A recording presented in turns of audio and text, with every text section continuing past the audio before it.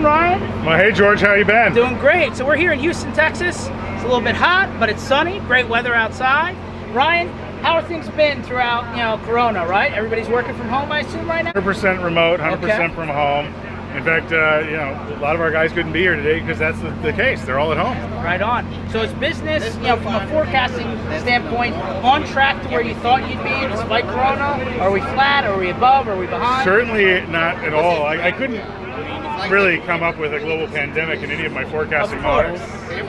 So no, the business is not on track like we thought it would be. Okay. But business is still strong. Okay. So that's good. I'm impressed with our sales and marketing team. We're still signing new clients during coronavirus, and hopefully we get on the other side thriving, not just surviving. 100%. So on the new client side, how do they onboard? Are you onboarding remotely, or you actually have to send somebody in? So about 90% of the things we can still do remotely. Okay. The challenge is because the clients are also remote, it makes that the only way to do it. But we're still sending one or two people as needed on site when we have to. Is there like some sort of checklist you work out with your customer and you're sending them on site? How does that work? They sign a legal document. Okay. So a full COVID-19 checklist for on site. Okay. Our guys wear full scrubs, masks, the whole 9 yards. Understand. So, all things considered, are a lot of customers still not having on-sites then? Or is it 50-50, or how's the percentage? Historically, we didn't do a lot of on-sites before. Okay. With the value of the tools and everything being in the cloud,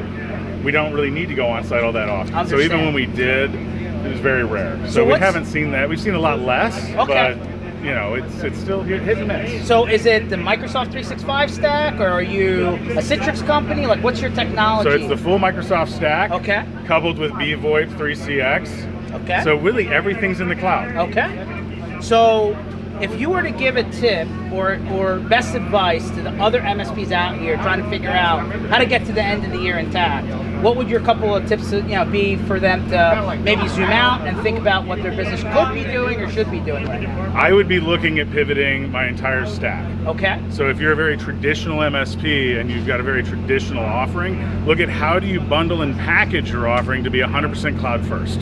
We've gone through digital transformation, what we all projected to be 3 years in 3 months. So it's time to say, is it an Office 365? Is it AWS Workspace? Is it Windows Virtual Desktop? Lead first with cloud, do it all remotely, package in the unified communication component that goes with it, Microsoft Teams, and even some training, and you've got a bundle that will sell. 100%. So what do you do with all of the servers and switches and access points and everything else is still at the office? Are these customers liquidating? Or well, luckily we're right here on the green belt, so we've just been dumping it in the back.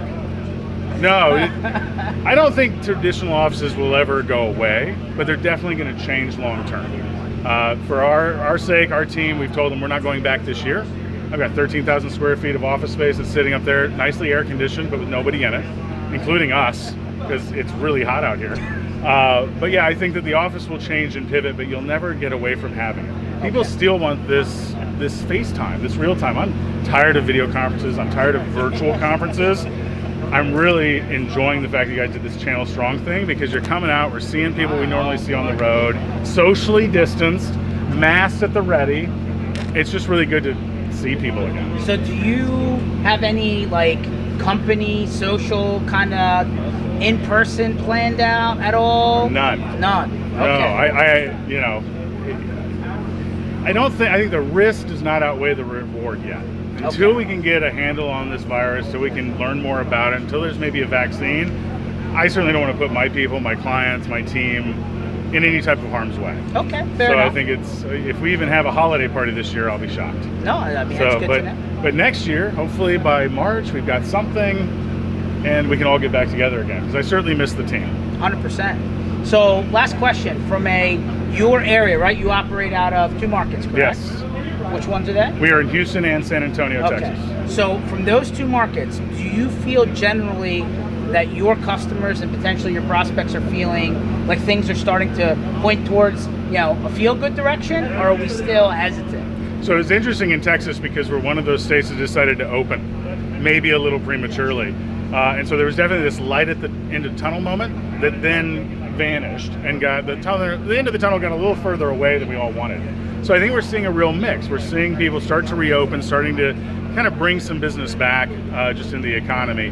But I think there's still this kind of overarching weather of frustration and people that are just honestly kind of done with us. Sure. So we've really got a blend of, and regardless of political landscape, it's just everybody's just kind of over not being around other people. I agree. Well, Ryan, really appreciate you for hosting us today. We love It's our pleasure. No, we love the fact that people are willing to at least get together, even socially distanced at all. Even in 98 degree Yes. heat and 98% humidity, which is what we have here in Houston, we can still all be outside sweating. Better than thunder, fire, tornadoes. Just give it time. It's 2020. Oh! You just never know. Talk soon, everyone. Thanks for watching.